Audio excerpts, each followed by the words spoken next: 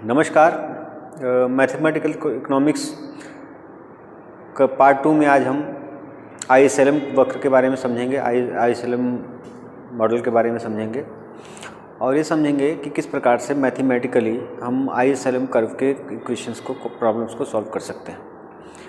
इसमें सबसे पहले पार्ट में हम ISLM के बेसिक आइडियाज़ को समझेंगे कि ISLM कैसे अस्तित्व में आता है, इसका क्या बेसिक आइडिया क्या है। और उसके बाद दूसरे पार्ट में हम समझेंगे कि इस तरह से अगर इससे रिलेटेड कोई मैथमेटिकल प्रॉब्लम आती है तो उसको हम कैसे सॉल्व कर सकते हैं।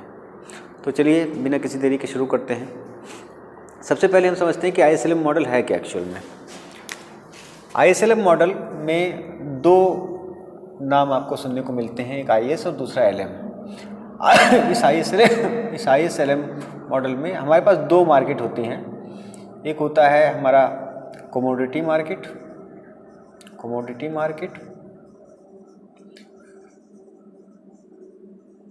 और दूसरा होता है हमारा मनी मार्केट।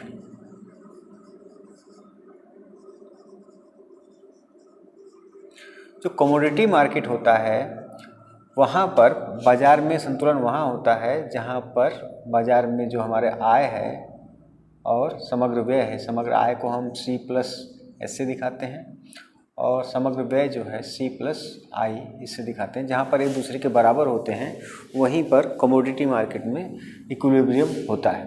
तो अगर इसको हम देखें तो Y से Y कट गया, C से C कट गया, यानी कमोडिटी मार्केट में इक्विलिब्रियम वहाँ होगा जहाँ पर इन्वेस्टमेंट और सेविंग एक दूसरे के बराबर होंगी। इसी तरह से मनी मार्केट में इक्विलिब्रियम वहाँ होगा जहाँ सप्लाई ऑफ मनी और डिमांड ऑफ मनी एक दूसरे के बराबर होंगी। डिमांड ऑफ मनी को हम लिक्विडिटी प्रेफरेंस बोलते हैं। क्या बोलते हैं? Liquidity preference. इसलिए इसको यहाँ पर जो L है वो लिक्विडिटी प्रेफरेंस को और M जो है मनी सप्लाई को शो करता है। यानी जिस मार्केट में लिक्विडिटी प्रेफरेंस यानी डिमांड ऑफ मनी और demand of supply of money एक दूसरे के बराबर होंगी, डिमांड ऑफ मनी और सप्लाई ऑफ मनी को दिखाने वाला जो कर्व है वो LM है और इन्वेस्टमेंट और सेविंग के इक्विलिब्रियम को दिखाने वाला जो कर्व है वो क्या है? वो हमारा IS कर्व है। तो अब आप इसको देखिए कि IS कर्व क्या शो करता है। IS कर्व शो करता है वो ब्याज दर और आय के विभिन्न संयोगों को जहाँ पर बचत और निवेश एक दूसरे के बराबर होते हैं। यानी ब्याज दर और आय के ऐसे विभिन्न बिंदुओं के बिंदु पथ जिस पर बचत और निवेश एक दूसरे के बराबर होते हैं उसी को हम IS कर्व बोलते हैं। LM वक्र क्या दिखाता है? LM वक्र दिखाता है ब्याज और आय के उन विभिन्न संयोगों का जहाँ पर मुद्रा की मांग और मुद्रा की पूर्ति एक दूसरे के बराबर होते हैं, यानी लिक्विडिटी प्रेफरेंस और मनी सप्लाई एक दूसरे के बराबर होती हैं, उसको हमारा LM कर्व शो करता है। तो मॉडर्न इकोनॉमिस्ट मानते हैं कि एक तो मनी मार्केट में इक्विलिब्रियम होना चाहिए, दूसरा कमोडिटी मार्केट में इक्विलिब्रियम होना चाहिए, लेकिन पूरे जो हमारा इकोनॉमी है उसका जनरल इक्विलिब्रियम वहाँ होगा जहाँ पे कमोडिटी मार्केट और मनी मार्केट एक साथ जो है इक्विलिब्रियम में साइमल्टेनियसली एक साथ इक्विलिब्रियम में होंगे। यानी वो पॉइंट जहाँ पर IS कर्व और LM कर्व एक दूसरे के बराबर होगा वहीं पर अर्थव्यवस्था में संतुलित ब्याज और आय का निर्धारण होगा। यही जो है हमारा इकोनॉमी का इक्विलिब्रियम होगा। ठीक है, तो इसी चीज़ को हमारा IS-LM कर्व शो करता है। अब हम समझते हैं कि ये IS कर्व जो है वो किस तरह से हम डिराइव कर सकते हैं। तो IS कर्व को डिराइव करने के लिए अभी हमने क्या समझा कि IS कर्व है क्या। IS कर्व उन विभिन्न ब्याज और आय के संयोगों का बिंदु पथ है जहाँ पर बचत और निवेश एक दूसरे के बराबर होते हैं। इसको डिराइव करने के दो अल्टरनेटिव मेथड्स हैं। हम दोनों को एक एक करके डिस्कस करेंगे। एक हम चलते हैं जो हमारा जो क्लासिकल जो इकोनॉमिस्ट हैं तो वो उनके व्यू को साथ चलते हैं और देखते हैं कि बचत और निवेश का संतुलन किस प्रकार से स्थापित हो सकता है और किस प्रकार से हम IS कर्व ड्रॉ कर सकते हैं। तो आइए समझते हैं कि ISLM जो कर्व में IS जो कर्व है उसका डेरिवेशन किस तरह से होता है। देखिए ये हमारा जो है ये SS कर्व है, इन्वेस्टमेंट कर्व है II, और इन्वेस्टमेंट कर्व क्या दिखा रहा है कि जब रेट ऑफ इंटरेस्ट ज़्यादा होगा तो इन्वेस्टमेंट कम होगा, और रेट ऑफ इंटरेस्ट कम होगा तो इन्वेस्टमेंट ज़्यादा होगा। और दूसरा कर्व हमारा जो होता है वो होता है एसएस कर्व, यानी सप्लाई क्या कहते हैं, सेविंग कर्व। सेविंग कर्व क्या दिखाता है कि रेट ऑफ इंटरेस्ट ज़्यादा होगा तो सेविंग ज़्यादा होगी, रेट ऑफ इंटरेस्ट कम होगा तो सेविंग कम होगी। ठीक है, अब यहाँ पर दो चीज़ें आपको ध्यान में रखनी है। ये जो इन्वेस्टमेंट कर्व है और जो ये हमारा सेविंग कर्व है, इसको जो है ब्याज दर के फलन के रूप में दिखाया गया है। यानी और बाकी जितने भी चर ब्याज दर के अतिरिक्त जो भी वेरिएबल्स हैं जो डिमांड को, इन्वेस्टमेंट को और सेविंग को प्रभावित करते हैं, वो शिफ्ट फैक्टर के रूप में काम करते हैं। तो ये हमारा इन्वेस्टमेंट हो गया आई, और ये हमारी सेविंग हो गई। अब आप देखिए कि जब सेविंग जो है, ये रिलेशन क्या दिखा रहा है कि ब्याज दर अधिक तो सेविंग अधिक, ब्याज दर कम तो सेविंग कम। ये तो हो गया ब्याज दर और सेविंग में रिलेशन। एक और एक्सोजीनियस जो फैक्टर जो सेविंग को प्रभावित करता है वो होता है इनकम। ठीक है, तो इनकम का क्या प्रभाव होता है कि अगर इनकम अधिक होगी तो सेविंग अधिक होगी, और जबकि ब्याज दर वही रहे, और अगर इनकम कम होगी तो सेविंग कम होगी। इस प्रकार से जो हमारा जो सेविंग कर्व है, जैसे जैसे आय बढ़ती जाती है वैसे वैसे यहाँ पर S1, जबकि आय हमारी जो है 100 करोड़ रुपए के बराबर है, और जैसे जैसे आय बढ़ती जाएगी वैसे वैसे सेविंग हमारा जो है वो क्या होता जाएगा,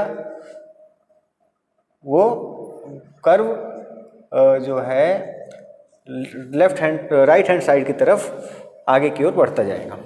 सेविंग अगर इनकम और बढ़ गई तो जो है सेविंग कर्व ऐसे की ओर शिफ्ट होता जाएगा।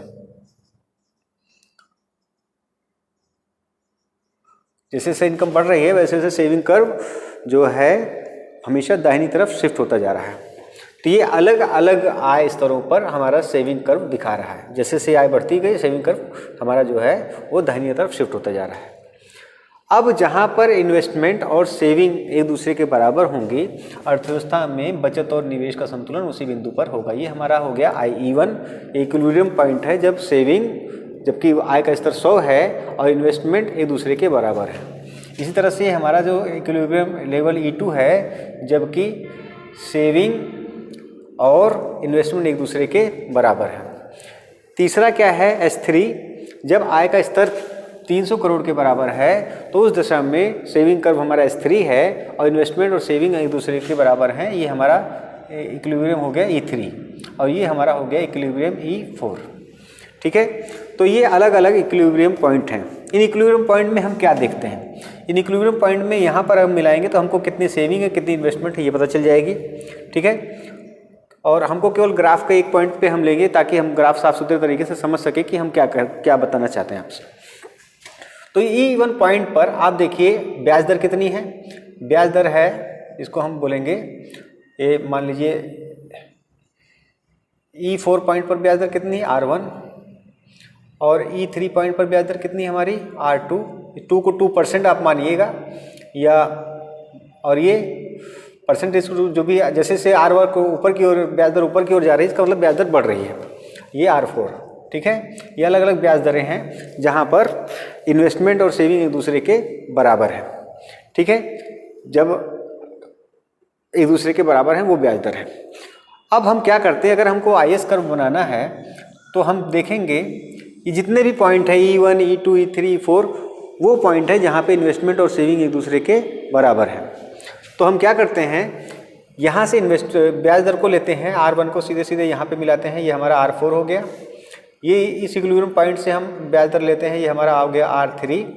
इस इक्विलिब्रियम पॉइंट से हम लेते हैं, ये हो गया हमारा R2, और इस इक्विलिब्रियम पॉइंट से हम लेते हैं, ये हो गया हमारा R1। ये हमको ब्याज दर मिल गया, वो ब्याज दर जहाँ पर बचत और निवेश एक दूसरे के बराबर है। अब हम देखते हैं कि इस ब्याज दरों पर, इन ब्याज दरों पर आय का स्तर क्या है। जब ब्याज दर R4 है, ध्यान से देखिए E1 पॉइंट में जब ब्याज दर I4 है तो उस दशा में आय का स्तर है 100 करोड़ रुपए। तो यानी R4, यहाँ पे हम 100 आय का स्तर ले रहे हैं, Y 100, Y 200 crore, Y 300 crore, Y 400 crore. ठीक है, तो जब आय का स्तर, ब्याज दर जो है वो हमारी कितनी है ये हमारी है 4% के बराबर, तो आय का स्तर है 100। तो यानी ब्याज दर 4% और आय का स्तर 100, तो 4% के सामने और 100% के सामने ये पॉइंट हमको मिल गया। जहाँ पर आय हमने एक्स एक्सिस पे दिखा, इसको हम पहले लिखेंगे 400 और ब्याज दर हमारा है 4%। ठीक है, ये पॉइंट हमको मिल गया जहाँ पर बचत और निवेश एक दूसरे के बराबर है।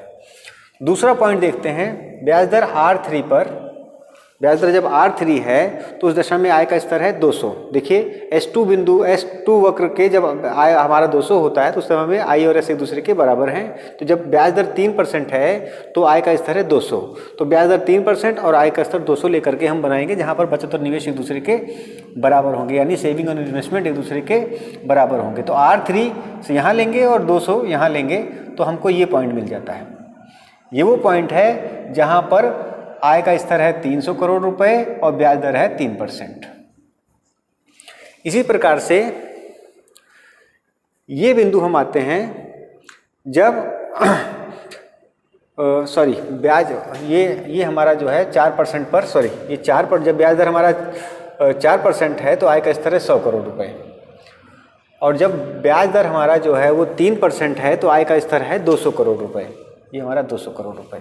ठीक है, और जब ब्याज दर हमारा 2% है तो उस समय 2% ब्याज दर पर संतुलन बिंदु पर आय का स्तर है 300 करोड़ रुपए। तो यहाँ से हमने 2% लिया और यहाँ से हमने 3% के सामने बिंदु मिलाया, यानी 300 करोड़ रुपए आय और ब्याज दर 2%, ये हमको बिंदु मिल गया। अगला बिंदु क्या है, ब्याज दर हमारा R1 यानी 1%, और ये किस बिंदु पर संतुलन में है, E4 पर। E4 पर आय का स्तर है 400 करोड़, जहाँ पर बचत और निवेश एक दूसरे के बराबर है। तो ये हमको बिंदु मिल गया 400 करोड़ रुपए इनकम और ब्याज दर 1%।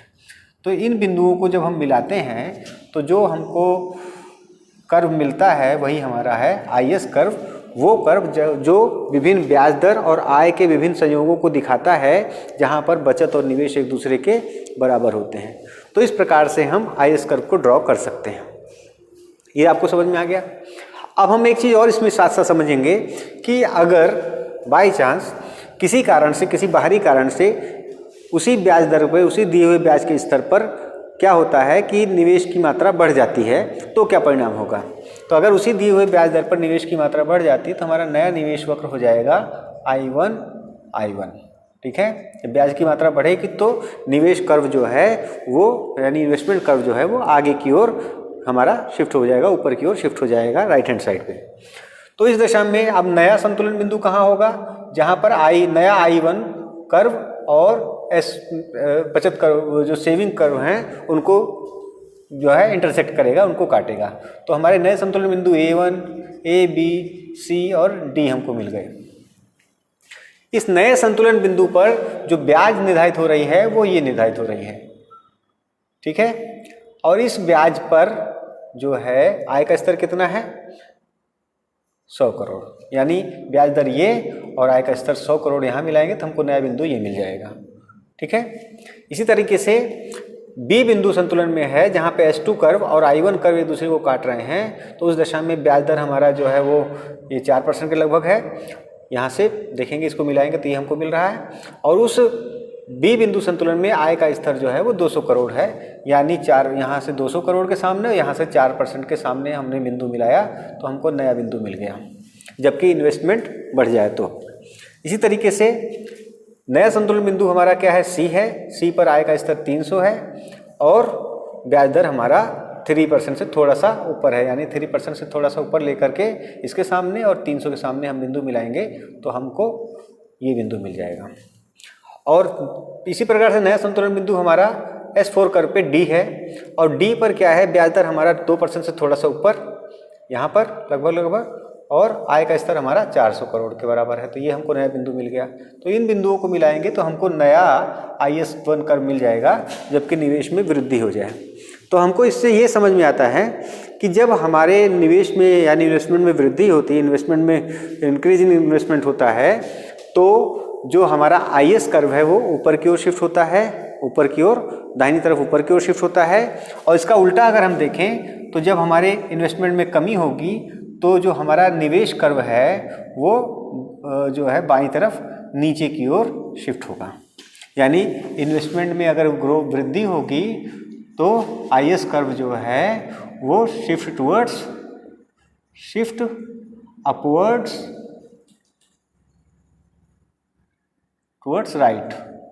टुवर्ड्स राइट साइड में, ठीक है। और अगर निवेश में कमी होगी तो IS curve shift downward towards left, यानी जब निवेश में वृद्धि होगी तो IS कर्व दाहिनी तरफ ऊपर की ओर विवर्तित होगा, और जब निवेश में कमी होगी तो IS कर्व बाईं तरफ नीचे की ओर विवर्तित होगा। इतना जो है नीचे की ओर शिफ्ट होगा, ये हमने यहाँ पर समझ लिया। और इसी केवल निवेश में वृद्धि नहीं, वो सारे फैक्टर जिनके कारण से इन्वेस्टमेंट में वृद्धि होगी डायरेक्टली या इनडायरेक्टली, उन सारे फैक्टर्स के कारण अगर कोई ऐसा फैक्टर जिसके कारण इन्वेस्टमेंट में वृद्धि होगी तो IS कर्व ऊपर की ओर विवर्तित होगा। कोई ऐसा फैक्टर जिसके कारण इन्वेस्टमेंट में कमी हो सकती है, अगर वो कोई चेंज होता है तो IS कर्व हमारा नीचे की ओर शिफ्ट होगा। ये आप इससे समझ लीजिए। एक और यहाँ पर ये बात आपको समझ में आ गई। ये अप्रोच कब थी? ये कौन सी अप्रोच है? जब हम वो अप्रोच लेते हैं जहाँ पर हम डायरेक्टली जो क्लासिकल मॉडल को ध्यान में रखते हुए I बराबर S को लेकर के ये जो है IS कर्व डिराइव करते हैं। जो मॉडर्न अप्रोच है IS कर्व जिस मॉडर्न अप्रोच के साथ डिराइव कर सकते हैं वो कीन्स के मॉडल से होता है। I बराबर क्या होता है? y बराबर C प्लस S। ये क्या है? हमारा एग्रीगेट इनकम, समग्र आय। और ये क्या है? हमारा C प्लस एग्रीगेट एक्सपेंडिचर यानी समग्र व्यय। तो अर्थव्यवस्था में संतुलन वहाँ होता है जहाँ एग्रीगेट इनकम और एग्रीगेट जो है एक्सपेंडिचर एक दूसरे के बराबर होते हैं, I बराबर S होता है। तो इसको दर्शाने के लिए जो हम नए तरीके से जो IS कर्व ड्रॉ कर सकते हैं अल्टरनेटिव मेथड से, वो ये है कि एक हम ये संतुलन रेखा खींचते हैं 45 डिग्री पर, 45 डिग्री पर हमने एक इक्विलिब्रियम लाइन खींची जहाँ पर इसके प्रत्येक बिंदु पर I और S एक दूसरे के बराबर हैं। ये हमारा जो है बैलेंस लाइन है, ये 45 डिग्री पे है। जितनी दूरी यहाँ से उतनी दूरी यहाँ से है, यानी इसके प्रत्येक बिंदु पर एक्सपेंडिचर और इनकम एक दूसरे के बराबर हैं। यानी इस लाइन पे कहीं किसी भी बिंदु पर हम जाएंगे तो उस लाइन पर इन्वेस्टमेंट और सेविंग एक दूसरे के बराबर होंगे। ये हमारा जो है एक्सपेंडिचर फंक्शन कर्व है C प्लस I, यानी समग्र मांग फलन या समग्र व्यय पूर्ति फलन, जो भी आप इसको बोलिए, समग्र मांग फलन है ये C प्लस I, ठीक है ना, एग्रीगेट डिमांड फंक्शन। तो ये क्या है? या समग्र व्यय। तो इसमें जो I फैक्टर है, ये I फैक्टर, ये क्या दिख रहा है? ये C के साथ ऊपर को जा रहा है, तो यानी जैसे जैसे ये बढ़ रहा है C प्लस I, तो ये ऊपर की ओर बढ़ रहा है। इसका एक कंजम्पशन के साथ एक रिलेशन है, उसकी वजह से ऐसा हो रहा है। अब हम क्या देख रहे हैं कि अगर ब्याज दर में हम जानते हैं, ये एक दिए हुए ब्याज दर पे, एक जिसका यहाँ पे डिस्क्लोज नहीं है, लेकिन एक दिए हुए ब्याज दर पे ये इन्वेस्टमेंट है, ठीक है ना, एक गिवन रेट ऑफ इंटरेस्ट पर ये इन्वेस्टमेंट है। हम जानते हैं कि रेट ऑफ इंटरेस्ट और इन्वेस्टमेंट के बीच में नेगेटिव रिलेशनशिप होता है, यानी अगर ब्याज दर ऊंची होगी तो इन्वेस्टमेंट कम होगा, और अगर ब्याज दर कम होगी तो इन्वेस्टमेंट अधिक होगा। इसका मतलब ये है कि अगर ब्याज दर कुछ भी है, अगर उसमें कमी आएगी, एक दिए हुए ब्याज दर R1 पे है, अगर ब्याज दर में कमी आएगी तो हमारा जो यही एग्रीगेट एक्सपेंडिचर कर्व है, ये हमारा क्या हो जाएगा? ये नीचे की ओर विवर्तित हो जाएगा। और अगर ब्याज दर में वृद्धि होगी तो ये aggregate expenditure curve C plus I curve नीचे की ओर विवर्तित हो जाएगा, नीचे की ओर शिफ्ट हो जाएगा। और अगर ब्याज दर में कमी होती है तो यही C प्लस I कर्व जो है वो ऊपर की ओर शिफ्ट हो जाएगा। यहाँ पर हम इसको समझने के लिए क्या करते हैं, इसको हम मान लीजिए 3% बोलते हैं कि 3% ब्याज दर पर ये हमारा एग्रीगेट एक्सपेंडिचर कर्व है। जब ब्याज दर जो है वो हमारी 3% नहीं, इसको हम बोलेंगे 6%। जब ब्याज दर हमारी 4% है तो एग्रीगेट एक्सपेंडिचर कर्व जो है ऊपर की ओर विवर्तित हो जाएगा, R बराबर 4% पर ये हमारा हो गया। और जब ब्याज दर हमारी, इसको I1, I2 और ये I3 कर लेते हैं, ठीक है। अब ब्याज दर हमारा जब ये है 2%, तो हमारा एग्रीगेट एक्सपेंडिचर कर्व ये हो जाएगा C प्लस I, यानी जैसे जैसे ब्याज दर बढ़ती जा रही है, ये हमारा एक्सपेंडिचर कर्व जो है वो ऊपर की ओर C प्लस I कर्व ऊपर की ओर बढ़ता जा रहा है। ठीक है, यानी अलग अलग ब्याज दरों पर इन्वेस्टमेंट कम ज़्यादा होगा। ब्याज दर कम होगी तो इन्वेस्टमेंट ज़्यादा होगा, तो सी प्लस आई कर्व ऊपर की ओर विवर्तित हो जाएगा, ऊपर की ओर शिफ्ट हो जाएगा। इन्वेस्टमेंट कम होगी, रेट ऑफ इंटरेस्ट कम होगा, तो रेट ऑफ इंटरेस्ट कम होगा तो सी प्लस आई कर्व ऊपर की ओर विवर्तित हो जाएगा, इन्वेस्टमेंट में वृद्धि होगी और सी प्लस आई कर्व ऊपर की ओर विवर्तित हो जाएगा। रेट ऑफ इंटरेस्ट अगर बढ़ेगा तो इन्वेस्टमेंट में कमी होगी और सी प्लस आई कर्व नीचे की ओर शिफ्ट हो जाएगा।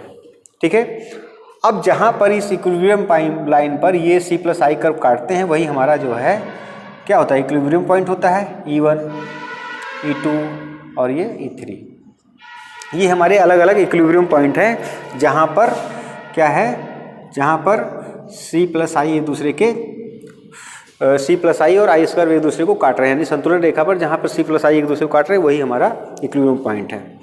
तो अब हम क्या देखते हैं कि जब ये इस बिंदु पर ये संतुलन है तो आय का निर्धारण ये हो रहा है y 100 करोड़। जब E2 बिंदु पर क्या हो रहा है, आय बढ़ करके y 200 करोड़ हो गई और E3 बिंदु पर क्या देख रहे हैं हम कि आय बढ़ करके y 300 करोड़ रुपए के बराबर हो गई। यानी जैसे जैसे ब्याज दर घटती जा रही है वैसे वैसे आय बढ़ती जा रही है। ब्याज दर 6% है तो आय जो है, संतुलन आय जो है वो 100 करोड़ है। जब ब्याज दर 4% हो गई तो संतुलन आय जो है हमारी 200 करोड़ हो गई और जब ब्याज दर 2% हो गई तो संतुलन आय हमारी 300 करोड़ हो गई। 300 साढ़े 300 करोड़ जो भी आपको ग्राफ से दिखे है ना, वो आप 300-400 करोड़ जो भी दिखा सकते हैं। मैंने आप समझने के लिए एक रफ आइडिया में आपको ये बताया है। ठीक है, तो अब हम क्या करते हैं, इन्हीं आय स्तरों को नीचे की ओर एज इट इज ड्रॉ कर लेते हैं। ठीक है, इन्हीं आय स्तरों को, तो हमको क्या मिल गया, ये हो गया y 100 करोड़ रुपए, ये हो गया y 200 करोड़ रुपए और ये हो गया y, यहाँ पर ये आपको नीचे उसमें दिख नहीं रहा होगा, यहाँ पे y 300 करोड़ रुपए।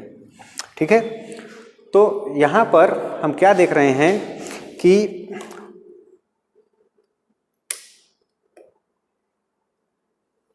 ये आप देख रहे हैं y हमारा 300 करोड़ रुपए, y 200 करोड़ रुपए हमने एज इट इज नीचे उतार लिया। जब आप देखिए, जब आय हमारी 100 करोड़ रुपए है तो ब्याज दर कितनी है, जब आय 100 करोड़ रुपए है E1 बिंदु पर, जब E1 इक्विलिब्रियम पॉइंट पर जब आय हमारी 100 करोड़ रुपए है तो ब्याज दर हमारी कितनी है, 6%। यानी 100 करोड़ के सामने 2, 4, 6, 2% ब्याज दर, R 4%, R 6%। तो जब ब्याज दर 6% है यानी आय हमारी 100 करोड़ है तो ब्याज दर कितनी है, 6%। ये हमको पॉइंट मिल गया 100 करोड़ और 6%। ठीक है, जब ब्याज दर आय हमारी 200 करोड़ रुपए के बराबर है तो संतुलन हमारा E2 है और E2 पर आय ब्याज दर कितनी है, 4%। तो ये हो गया 4% और ये बिंदु हमको मिल गया, यानी 200 करोड़ आय और 4% ब्याज। आय स्तर जब 300 करोड़ रुपए के बराबर है तो उस दशा में हमारा ब्याज दर कितनी है, E3 बिंदु पर इक्विलिब्रियम है और ब्याज दर हमारी 2% है, तो हमने यहाँ पर ले लिया 2%। ठीक है, ये हमको मिल गया आय 300 करोड़ रुपए और ब्याज दर 200। तो इन बिंदुओं को अगर हम मिला लेते हैं तो हमको वही आई एस कर्व ऊपर जो जैसे मिला है उस तरह से हमको यहाँ पर भी आई एस कर्व हमारा ड्रॉ हो जाता है, जो क्या दिखा रहा है, वो विभिन्न ब्याज और आय के संतुलन के संयोग जहाँ पर बचत और निवेश एक दूसरे के बराबर है। E1, E2, E3 वो बिंदु हैं जहाँ पर बचत और निवेश एक दूसरे के बराबर हैं। इस प्रकार से हम यहाँ पर आई एस कर्व ड्रॉ कर सकते हैं। अब यहाँ पर भी आप एक चीज़ समझिए कि किसी कारण से अगर C बढ़ता है या इसके अलावा ये जो हमारा समग्र एक्सपेंडिचर कर्व C प्लस आई प्लस जी प्लस एक्स माइनस एम है ना, ये कोई भी चीज़, तो जो भी फैक्टर, जिस किसी भी फैक्टर के कारण से ये जो हमारा एक्सपेंडिचर कर्व ऊपर की ओर शिफ्ट होता है, अगर कोई भी ऐसा कारण है जिसके कारण से एक्सपेंडिचर कर्व ऊपर की ओर शिफ्ट होगा तो हमारा आई एस कर्व ऊपर की ओर शिफ्ट हो जाएगा। ठीक है, हमारा आई एस कर्व क्या हो जाएगा, ऊपर की ओर शिफ्ट हो जाएगा। और अगर इनमें से किसी में कमी आती है, यानी एक्सपेंडिचर में कमी आती है, इन्वेस्टमेंट में कमी आती है, गवर्नमेंट एक्सपेंडिचर में कमी आती है, नेट एक्सपोर्ट में हमारे कमी हो जाती है यानी नेगेटिव हो जाता है, या टैक्स लगता है, तो जो भी कारण ऐसे होंगे जिसके कारण से एक्सपेंडिचर में C प्लस आई कर्व जो है नीचे की ओर शिफ्ट होता है तो हमारा आई एस कर्व नीचे की ओर शिफ्ट होगा। ठीक है, तो ये डायरेक्टली भी हो सकता है और इनडायरेक्टली भी हो सकता है। तो आपको ये समझ में आ गया कि किन कारणों से आईएस कर्व ऊपर की ओर शिफ्ट होगा और किन कारणों से आईएस कर्व नीचे की ओर शिफ्ट होगा। तो आप अपने जब भी आपके कुछ इस तरह से प्रश्न आए तो आप लॉजिकली इसको सोच करके इसका जो है समाधान, उसका जो आंसर निकाल सकते हैं। ठीक है, यानी कोई भी फैक्टर जिससे जो है एग्रीगेट डिमांड में वृद्धि होती है उसके कारण से आईएस कर्व ऊपर की ओर शिफ्ट होगा, और कोई भी ऐसा फैक्टर जिसके कारण से एग्रीगेट डिमांड में कमी आती है उसके कारण से आईएस कर्व नीचे की ओर शिफ्ट होगा। ठीक है, तो डायरेक्टली इनडायरेक्टली जो भी है आपको ये कॉन्सेप्ट समझ में आ गया होगा। अब हम चलते हैं, देखते हैं कि हमारा जो एलएम कर्व है वो किस प्रकार से हम उसको डिराइव कर सकते हैं। ठीक है, एलएम कर्व कौन सा कर्व होता है? एलएम कर्व वो कर्व होता है जहां पर जो ब्याज और आय के, यानी ब्याज आर पर से आर बोल दो और वो आय वाई के ऐसे विभिन्न संयोगों को दर्शाता है जहां पर अर्थव्यवस्था में मुद्रा की मांग यानी लिक्विडिटी प्रेफरेंस और मुद्रा की पूर्ति यानी सप्लाई ऑफ मनी एक दूसरे के बराबर होते हैं। तो ये हमारा कर्व हो गया। यहाँ पर ये हमारा एक्स एक्सिस, ये वाई एक्सिस। यहाँ पर हमने मुद्रा की demand and supply of money को दिखा रहे हैं, डिमांड सप्लाई ऑफ मनी। ठीक है, और यहाँ पर रेट ऑफ इंटरेस्ट को दिखा रहे हैं, रेट ऑफ इंटरेस्ट। ठीक, ये हमारा सप्लाई ऑफ मनी है, ये हमारा क्या है? सप्लाई ऑफ मनी एमएस, जो कैसा है? खड़ी सीधी रेखा के रूप में है, क्योंकि जो सप्लाई ऑफ मनी है उसका ब्याज दर से कोई लेना देना नहीं है। Supply of money reserve bank या सरकार के द्वारा निर्धारित होती है, इसमें जो है ब्याज दर का कोई, इसमें वृद्धि या कमी से सप्लाई ऑफ मनी में कोई चेंज नहीं होता है, इसलिए एक सीधी रेखा के रूप में सप्लाई ऑफ मनी को दिखाया गया है। ठीक है, यानी ये पूरी तरह से बेलोच है, ब्याज दर से इसमें कोई संबंध नहीं है। दूसरा है हमारा लिक्विडिटी प्रेफरेंस एलपी। एलपी के दो हिस्से होते हैं, लिक्विडिटी प्रेफरेंस के दो हिस्से होते हैं। एक क्या होता है? एक होता है जो आय पर निर्भर होता है और दूसरा हिस्सा होता है जो ब्याज पर निर्भर होता है। आय पर निर्भर कौन से हैं? एक तो प्रिकॉशनरी मोटिव और दूसरा जो है ट्रांजैक्शन मोटिव, और जो ब्याज पर निर्भर है वो है हमारा स्पेकुलेशन मोटिव। ठीक है, तो इस प्रकार से जो एलपी कर्व है वो एक्चुअल में ब्याज और मुद्रा की मांग के बीच के संबंध को दिखाता है। तो अगर ब्याज में कोई कमी या वृद्धि होगी तो उसी एलपी कर्व पर मूवमेंट होगा। ब्याज में कमी होगी तो एलपी कर्व पर नीचे की ओर मूवमेंट होगा, ब्याज में वृद्धि होगी तो एलपी कर्व में ऊपर की ओर मूवमेंट होगा। यानी ब्याज दर कम होगी तो मुद्रा की मांग बढ़ेगी, ब्याज दर ज़्यादा होगी तो मुद्रा की मांग घटेगी। ठीक है, लेकिन ब्याज के अलावा जो बाहरी तत्व हैं जैसे आय और दूसरे कारण जो हैं, अगर उनमें कोई परिवर्तन होता है तो ब्याज पूरा का पूरा लिक्विडिटी प्रेफरेंस कर्व ही हमारा ऊपर या नीचे की ओर शिफ्ट हो जाएगा। उन्हीं कारणों में से एक प्रमुख कारण है आय में परिवर्तन। ठीक है, यानी जब आय हमारी कम होगी, आय हमारी मान लो 100 करोड़ रुपए है इकोनॉमी में, तो लिक्विडिटी प्रेफरेंस कर्व हमारा LP1 है। ठीक है, अगर आय बढ़ गई तो हमारा नया लिक्विडिटी प्रेफरेंस कर्व जो है वो LP2 हो जाएगा, जबकि आय 200 करोड़ हो जाए अर्थव्यवस्था में। अगर आय और बढ़ जाती है तो हमारा नया लिक्विडिटी प्रेफरेंस कर्व ऊपर की ओर शिफ्ट होकर के 300 करोड़ रुपए आय पर ये हो जाएगा, और आय और बढ़ जाती है तो नया लिक्विडिटी प्रेफरेंस कर्व जो है वो R4 400 करोड़ रुपए बढ़ के और आगे हो जाएगा। हालांकि कुछ चित्रों में इसको ऐसे दिखाया जाता है, आप उसको भी दिखा सकते हैं, क्योंकि हम देखते हैं कि एक लिक्विडिटी ट्रैप होता है, वहाँ पे जाकर के ये पूरी चीज़ें स्थिर हो जाती हैं। खैर अभी हम जनरली केवल आय से जो है, आय से LP को रिलेट कर रहे हैं। आगे चल के किसी इस बिंदु पर इसको भी हम मिला सकते हैं कि जहाँ पर लिक्विडिटी ट्रैप आ जाए। अभी लिक्विडिटी ट्रैप हमारे जो यहाँ पर चर्चा का विषय नहीं है। अब आप यहाँ देखिए कि जब LP1, जब आय हमारी जो है वो 100 करोड़ रुपए है इकोनॉमी में, तो अर्थव्यवस्था में इक्विलिब्रियम क्या है? E1। जब आय बढ़कर के 200 करोड़ रुपए हो गई तो हमारा इक्विलिब्रियम क्या है? E2। आय 300 करोड़ रुपए हो गई तो LP1, LP3 वक्र और मुद्रा सप्लाई वक्र MS कर्व यहाँ पर काट रहे हैं, हमारा नया इक्विलिब्रियम हो गया E3। और जब आय हमारी बढ़ करके 400 करोड़ रुपए हो गई इकोनॉमी में तो नया इक्विलिब्रियम हमारा हो गया E4। ठीक है, तो इस दशा में E1 पे हमारा ब्याज दर कितना है? R1, E2 पर हमारा ब्याज दर कितना है R2, E3 पर हमारा रेट ऑफ इंटरेस्ट कितना है R3 और E4 पर हमारा रेट ऑफ इंटरेस्ट कितना है R4। ठीक है ना।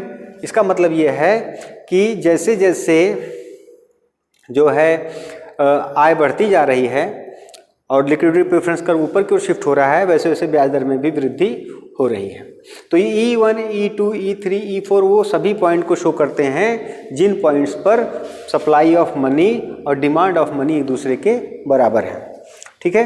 तो इसी इक्विलिब्रियम पॉइंट के आधार पर हम जो है LM कर्व को ड्रॉ कर सकते हैं।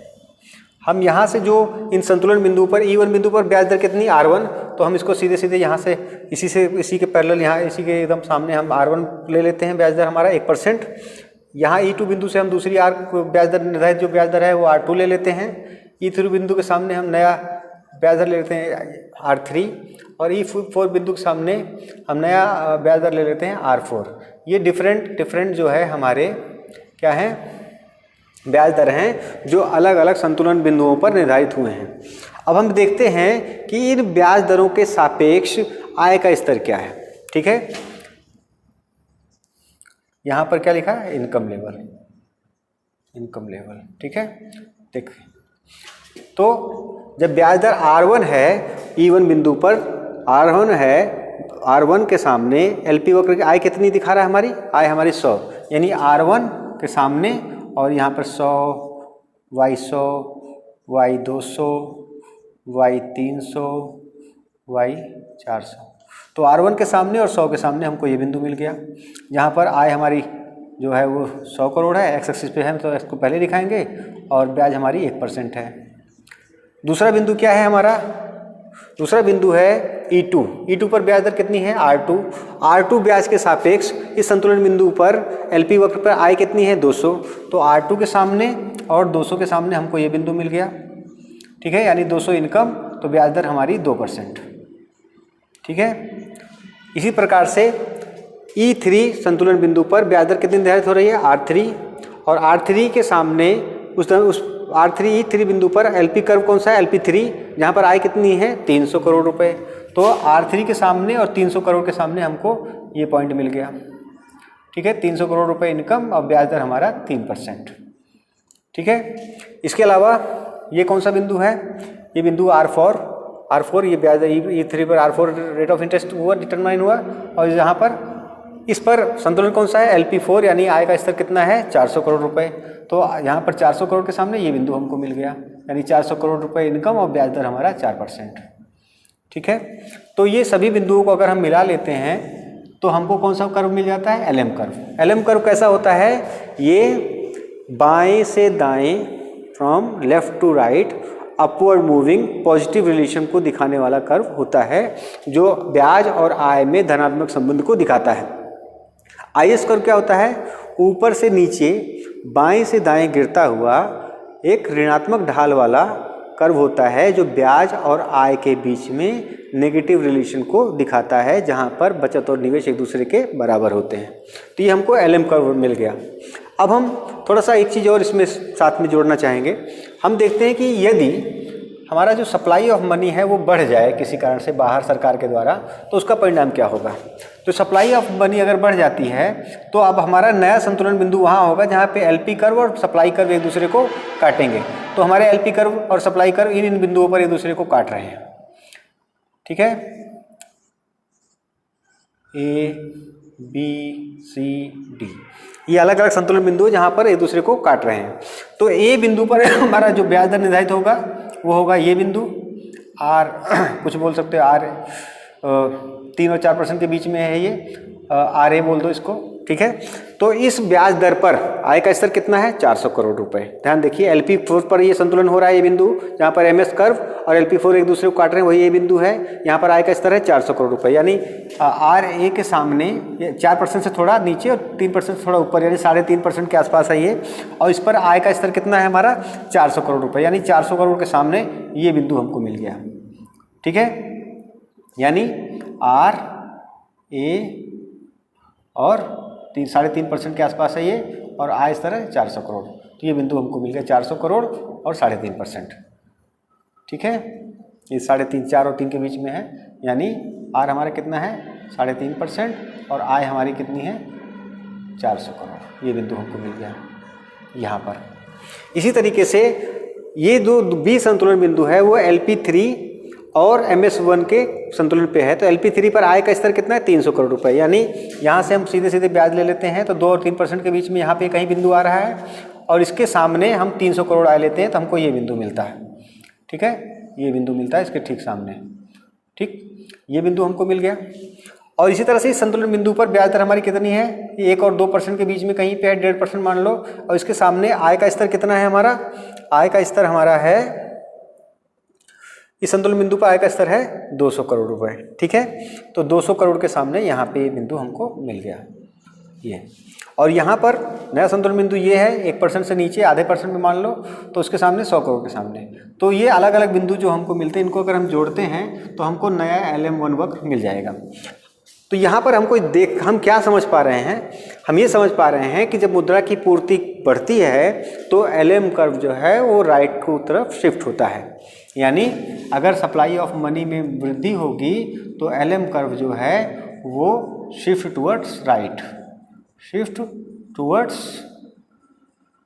राइट। ठीक है, ये राइट की तरफ शिफ्ट होगा।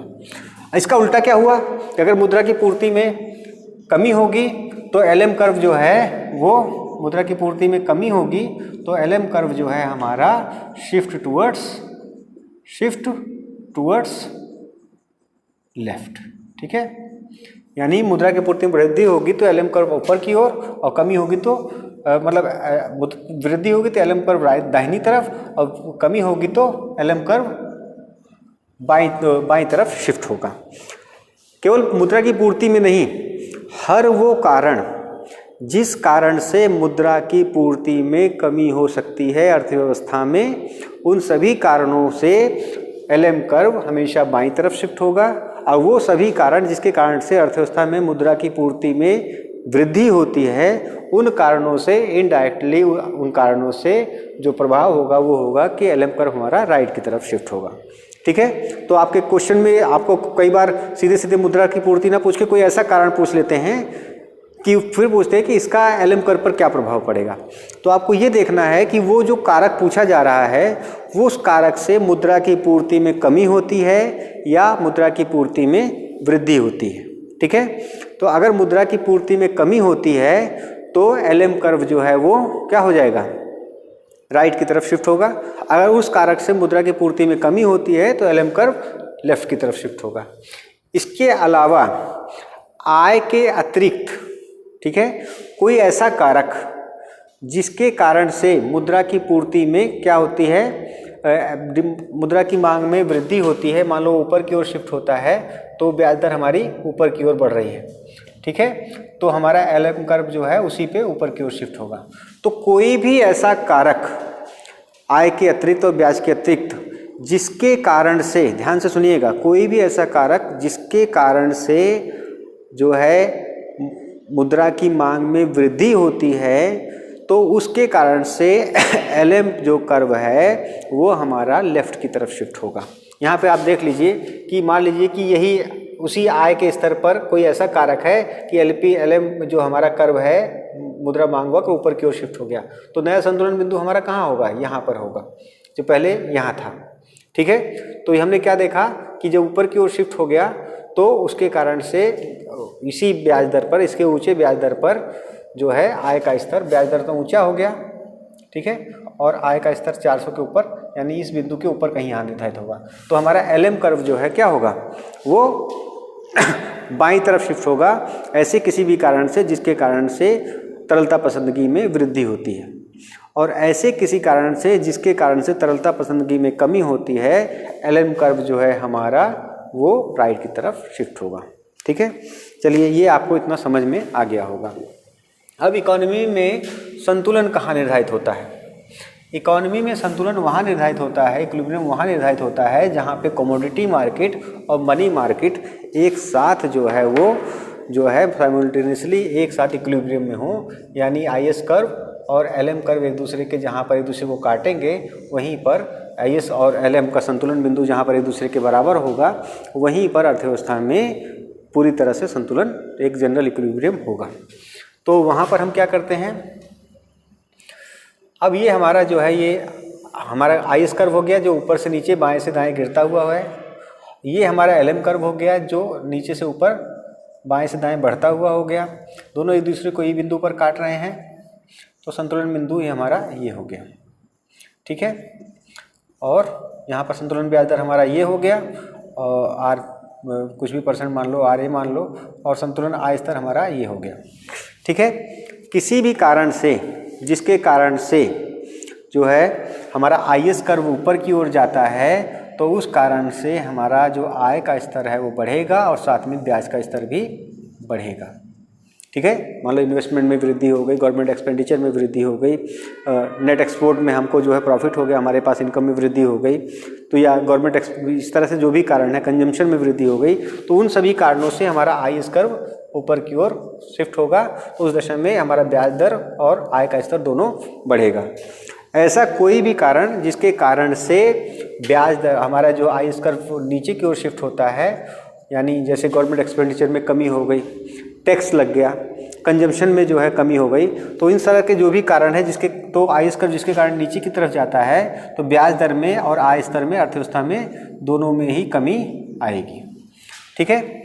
इसके विपरीत अगर हम आई एस को मान लेते हैं कि वो स्थिर है, आई एस कर्व क्या है, वो स्थिर है, और एल एम कोई भी ऐसा कारण, तो संतुलन ये हो रहा है हमारा, कोई भी ऐसा कारण जिसके कारण से एल एम कर्व राइट को शिफ्ट होता है, यानी मुद्रा की पूर्ति में वृद्धि हो जाए, या जैसे कोई कारण मुद्रा की पूर्ति में वृद्धि होगी तो एल एम कर्व राइट की ओर शिफ्ट हो जाएगा। पहले हमारा एल एम कर्व ये था, अब हमारा एल एम कर्व ये हो गया, राइट की तरफ शिफ्ट हो गया। उस दशा में ब्याज दर में कमी होगी और आय के स्तर में क्या होगी, वृद्धि होगी। ब्याज दर तो घटेगा, पहले संतुलन बिंदु ये था, ब्याज दर हमारा क्या हो गया, घटेगा, और आय का स्तर हमारा पहले ये था, अभी बढ़ेगा, ठीक है। कोई भी ऐसा कारण जिसके कारण से एल एम कर्व ऊपर की ओर शिफ्ट होता है, यानी क्या कहता है, बाईं की ओर शिफ्ट होता है, तो उस कारण से अर्थव्यवस्था में आय का स्तर घटेगा और ब्याज दर में वृद्धि होगी, ठीक है। कोई भी ऐसा कारण हो सकता है, मान लीजिए मुद्रा में तरलता पसंदगी बढ़ जाए, अर्थव्यवस्था में तरलता पसंदगी बढ़ जाए, या इस तरह के और भी कोई कारण है, जिन किसी भी कारणों से ये होता है, तो वो क्या हो जाएगा, उसके उन कारणों की वजह से अर्थव्यवस्था में ब्याज दर में वृद्धि होगी और आय के स्तर में कमी होगी। तो इस तरह के जो भी क्वेश्चन है, थ्योरेटिकली मेरी बात को आप इस वीडियो को एक बार में ना समझ में आए तो एक बार दो बार देखिएगा और समझने की कोशिश करिएगा। मैं इस वीडियो को पार्ट में भी बना सकता था, लेकिन मेरा पर्पज़ ये है कि अगर मैं पार्ट में आपको समझाऊंगा या 2-3 वीडियो बनाऊंगा, एक वीडियो आपने देखा दूसरा नहीं देखा, तो आप पूरे कॉन्सेप्ट को अच्छे से समझ नहीं पाएंगे। इसलिए अच्छा ये होता है कि पूरे कॉन्सेप्ट का वीडियो एक साथ बनाया जाए, और उसको एक साथ अगर आप देखेंगे तभी पूरे आइडिया को आप अच्छे से समझ पाएंगे, ठीक है। तो इसलिए बड़ा वीडियो ज़रूर हो जाएगा, लेकिन आप इसको अच्छे से समझ लेंगे, ऐसा ही मेरा मानना है। अब हम चलिए इसी के बेसिस पर एक न्यूमेरिकल प्रॉब्लम को सॉल्व करते हैं, और ताकि हम आइडिया ले सकें कि किस प्रकार से अर्थव्यवस्था में मुद्रा की मांग और पूर्ति का संतुलन निर्धारित होगा, ठीक है। इसमें क्या दे रखा है, गिवन क्या है आप देख लीजिए ध्यान से। गिवन है कि कंजम्पशन इज इक्वल टू 102, ठीक है, प्लस 0.7 y, ये हमारा कंजम्पशन है, ठीक है। अब आप ये देख रहे हो कि कंजम्पशन है, ये हमारा जो है इनिशियल कंजम्पशन है, और ये हमारा एमपीसी है, ये y है। तो इसके बीच में, यानी आय और कंजम्पशन के बीच में सीधा संबंध है, आय बढ़ेगी तो कंजम्पशन बढ़ेगा, आय घटेगी तो कंजम्पशन घटेगा। चलिए दूसरा जो चीज़ है वो है इन्वेस्टमेंट। इन्वेस्टमेंट के बारे में दे रखा है 150 माइनस 100i, यानी ब्याज दर और निवेश के बीच के संबंध को दिखाने वाला ये फंक्शन है। ब्याज दर अगर ज़्यादा होगी तो ये नेगेटिव है, इसका मतलब है कि ब्याज दर और इन्वेस्टमेंट के बीच में नेगेटिव रिलेशन है, ठीक है। ब्याज दर के में 1 यूनिट वृद्धि होगी तो निवेश में 100 यूनिट की कमी होगी, ठीक है। यहाँ पे आय में 1 यूनिट की वृद्धि होगी तो कंजम्पशन में 0.7 यूनिट की वृद्धि होगी। यहाँ पर ये नेगेटिव रिलेशन दिखा रहा है कि निवेश में 1 यूनिट की वृद्धि होगी तो इंटरेस्ट रेट में 1 यूनिट की वृद्धि होगी तो ब्याज निवेश में 100 यूनिट की कमी होगी। नेगेटिव रिलेशन को दिखाने वाला पॉइंट है। तीसरा पॉइंट हमारा दे रखा है वो है मनी सप्लाई का। मनी सप्लाई अर्थव्यवस्था में एक्सोजीनियसली डिसाइडेड है, वो एक फिक्स्ड रेशो है 300 करोड़ रुपए के बराबर, ठीक है। और इसके बाद ये जो रेट ऑफ इंटरेस्ट पर निर्धारित जो हमारा क्या कहते हैं लिक्विडिटी प्रेफरेंस है, मनी डिमांड है, वो है 124 माइनस 200 आई। ये क्या दिखा रहा है? ये तरलता पसंदगी की मांग यानी सट्टा उद्देश्य के लिए तरलता पसंदगी की मांग को दर्शा रहा है।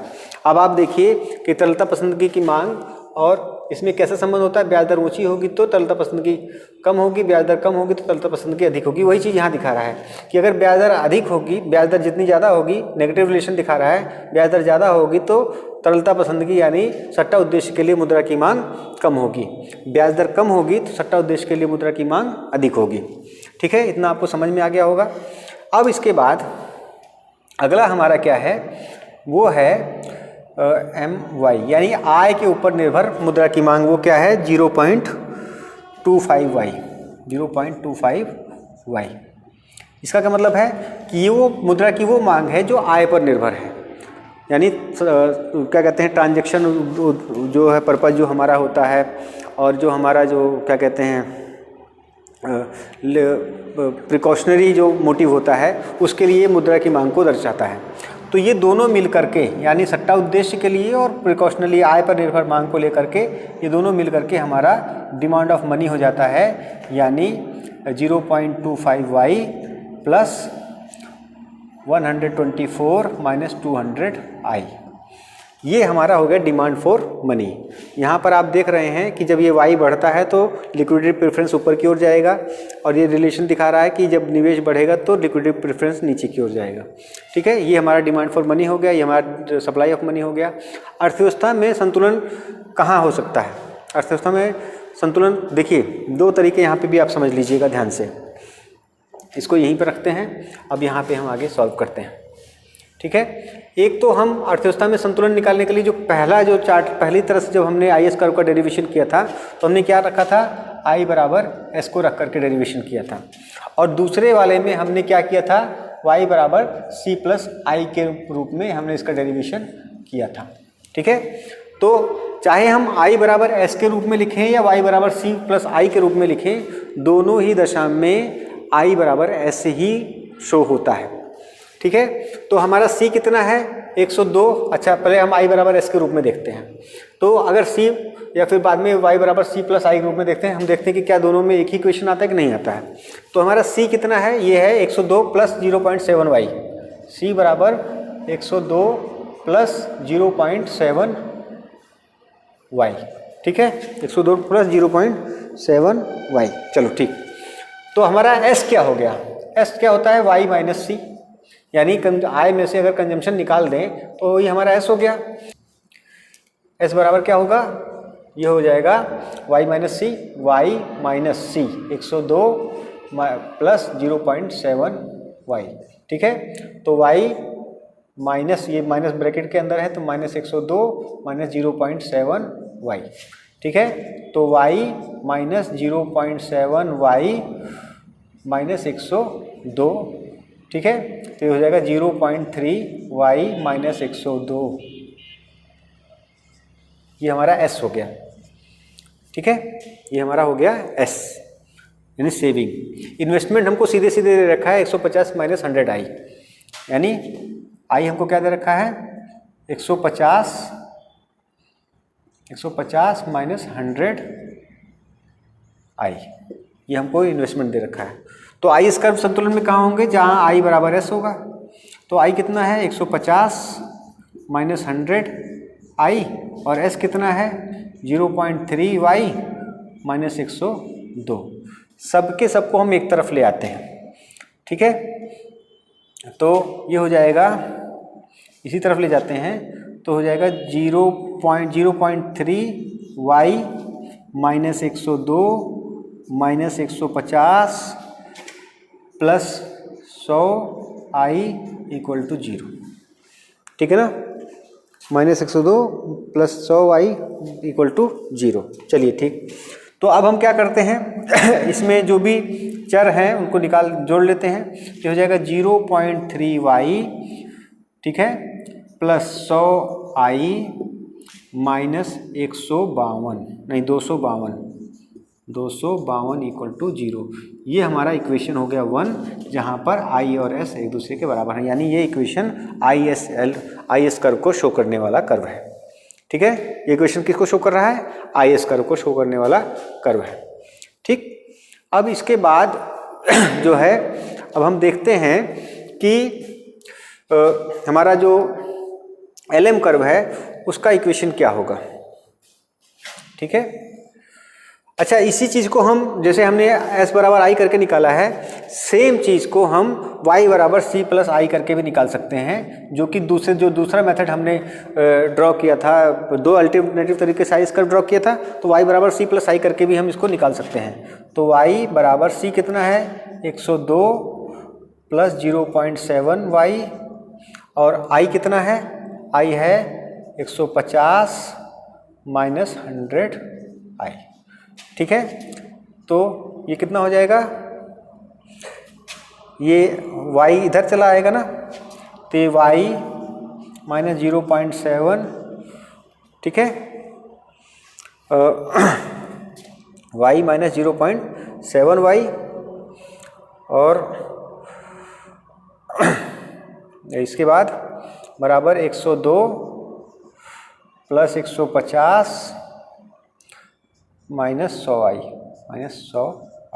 यही हो गया। तो 0.3y बराबर 252 माइनस 100i, एक तरफ कर ले सबको, तो हो जाएगा 0.3y माइनस प्लस 100i, ठीक है ना, माइनस 252 इक्वल टू 0। तो देखिए, चाहे हम y बराबर c प्लस i लिखें और चाहे s इक्वल टू i लिखें, ठीक है, दोनों ही दशा में हमारा जो इक्वेशन है वो सेम ही आ रहा है, जहाँ पर i और s IS कर्व को शो करता है। ठीक है, तो चाहे ऐसे करें चाहे वैसे करें, आपके पास दोनों ऑप्शंस हैं। ठीक है, चलिए, तो यहाँ पर हमने इस इक्विलिब्रियम में हमको क्या पॉइंट मिला, हम पूरा मिटा देते हैं क्योंकि हमारे पास थोड़ी सी जगह की कमी है। तो हम लिखेंगे यहाँ पर, क्या लिखेंगे? IS कर्व हमारा क्या हो गया? IS कर्व हमारा हो गया 0.3y plus 100i minus 252 equal to 0। ये हमारा IS कर्व को शो करने वाला इक्वेशन है। ठीक है, इक्वेशन 1। अब हम चलते हैं क्या करने? LM कर्व को शो करने वाला क्या होगा? LM कर्व कहाँ होगा?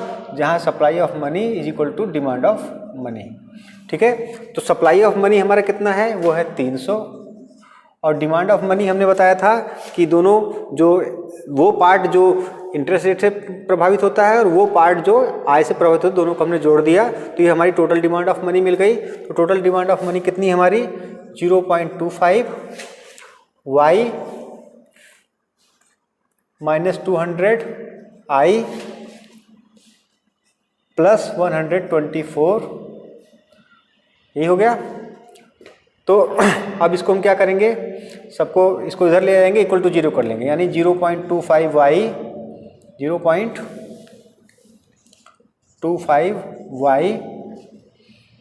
माइनस 200i, अब इधर चला गया तो हो जाएगा माइनस 300 में से 124 घट गया तो कितना बचेगा? बचेगा 176 इक्वल टू 0। ये हमारा जो इक्वेशन है, ये इक्वेशन हमारा कौन सा है? ये LM कर्व को शो करता है। ये हमारा इक्वेशन 2 है।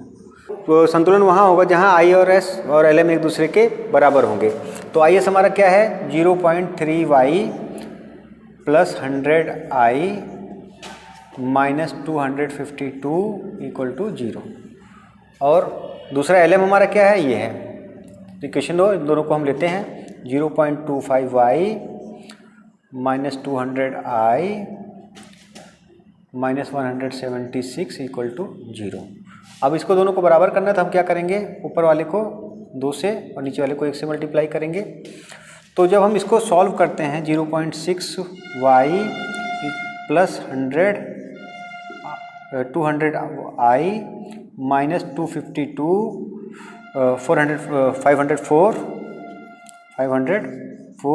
इक्वल टू 0, और ये हो जाएगा 0.25y minus 200i minus 176 is equal to 0।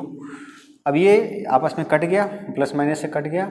अभी क्या बचेगा 0.85y minus 680 is equal to 0। 0.85y बराबर 680। अब इसको हम y बराबर हमारा आ जाएगा 800। तो ये हमारा आंसर हो जाएगा y। अब इसी y की वैल्यू को हम किसी भी इक्वेशन में यहाँ पर रखते हैं, तो हमने 0.25y में रखा तो 800 की वैल्यू को, ठीक है, इस इक्वेशन हम रख देते हैं, LM वाले इक्वेशन में रख देते हैं 0.25y, ठीक है, minus 200i minus 176 is equal to 0। तो y की वैल्यू अभी हमारी कितनी आई, y की वैल्यू आई हमारी 800। तो हो जाएगा 0.25 इंटू 800, ठीक है, ये इससे 2 0 से 0 कट जाएंगे, तो 25 अट्ठे ये हो जाएगा 200, ठीक है, minus 200i minus 176 is equal to 0 यहाँ पे है। तो ये इसको करेंगे तो ये हमारा आ जाएगा 200 minus 200i minus 176 is equal to 0, ठीक है। ये प्लस है, ये माइनस से घट जाएगा, तो माइनस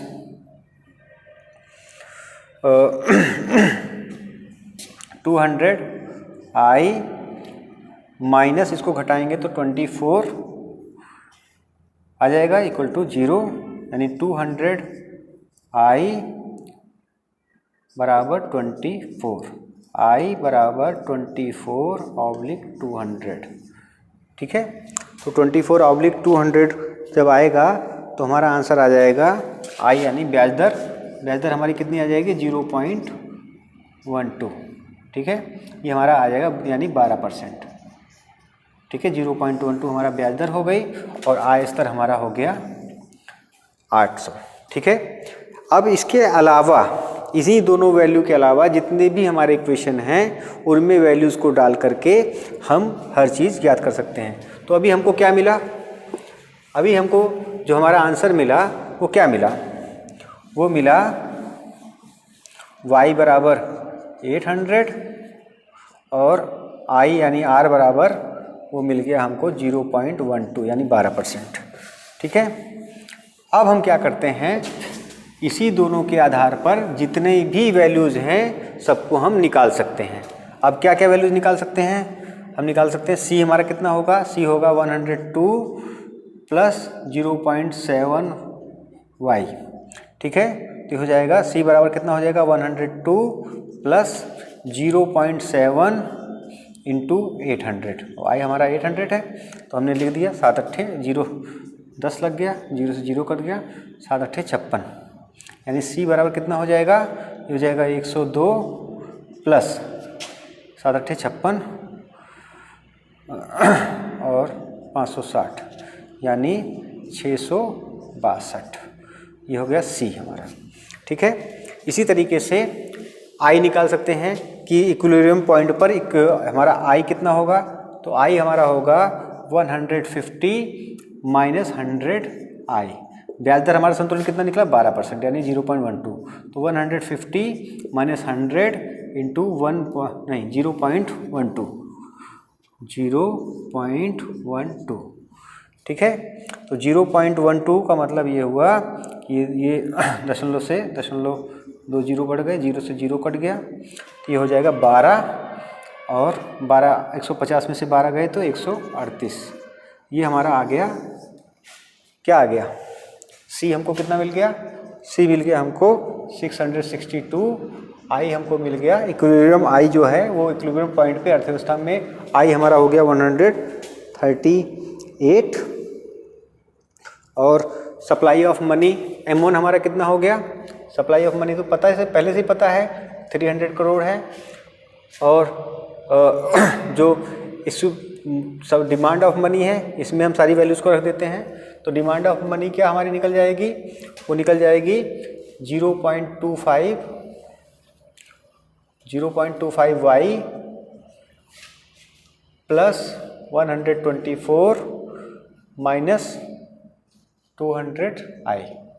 ठीक है, तो ये कितना हो गया 0.25 इंटू 800 प्लस 124 माइनस 200 इंटू 0.12। ठीक है, दशमलव हट गया, 2 जीरो बढ़ गए, 0 से 0 कट गया, 0 से 0 कट गया, यहाँ दशमलव हट गया, नीचे 2 जीरो बढ़ गए, 0 से 0, 0 से 0 ये कट गया, तो हमको क्या वैल्यू मिल गई, ये मिल गई 200 प्लस 124 माइनस 12 दूनी 24। ठीक है, तो ये हो जाएगा आपका 300, यानी डिमांड ऑफ मनी और सप्लाई ऑफ मनी दोनों हमारी इक्वली ही रहेगी। ठीक है ना। इसी तरह से अर्थव्यवस्था में y बराबर c प्लस आई, तो आप देखिए c हमारा 662 है और i हमारा 138 है, तो y हमारा 800 है, y हमारा 800 है, तो दोनों आपस में ये भी इक्विलिब्रियम में ही हैं। ठीक है, और इसके अलावा हमारे पास एक और था कि जो ब्याज पर आधारित जो हमारा जो क्या कहते हैं सट्टा उद्देश्य के लिए मुद्रा की मांग है वो कितनी होगी, तरलता पसंद की कितनी होगी, तो वो होगी 124 माइनस 200i। ठीक है, तो ये हो जाएगा MR, यानी सट्टा उद्देश्य के लिए मुद्रा की मांग कितनी हो जाएगी 124 माइनस 200 इंटू 0.12, दशमलव हट गया, 2 जीरो बढ़ गए, 0 से 0, 0 से 0 कट गया, तो यानी हो जाएगा 124 माइनस 24, यानी सट्टा उद्देश्य के लिए मुद्रा की मांग हमारी हो गई 100 करोड़।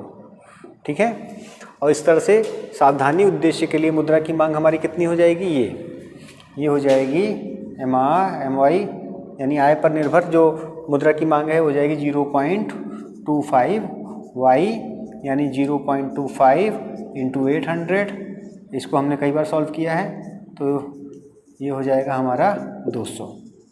ठीक है, तो इस प्रकार से सारी की सारी वैल्यूज हमको मिल गई। तो इस प्रकार से हम ISLM कर्व पर डिपेंडेंट जो है मैथमेटिकल प्रॉब्लम्स, बेसिक आइडियाज़ को हमने अच्छे से समझ लिया। अगर आपको ये वीडियो अच्छा लगा हो तो आपके रिस्पॉन्स पे डिपेंड करता है कि मैं आगे वीडियो ऐसे और लाता रहूं। तो आप अगर अच्छे से, मुझे लगेगा कि मेरे एफर्ट्स को आप लोग सराह रहे हैं और आपके किसी काम में आ रहा हूं, तो निश्चित रूप से मैं आगे भी वीडियो बनाता रहूँगा। ये आपके रिस्पॉन्स पर डिपेंड करता है। इसी के साथ मैं अपना वीडियो समाप्त करता हूँ। धन्यवाद।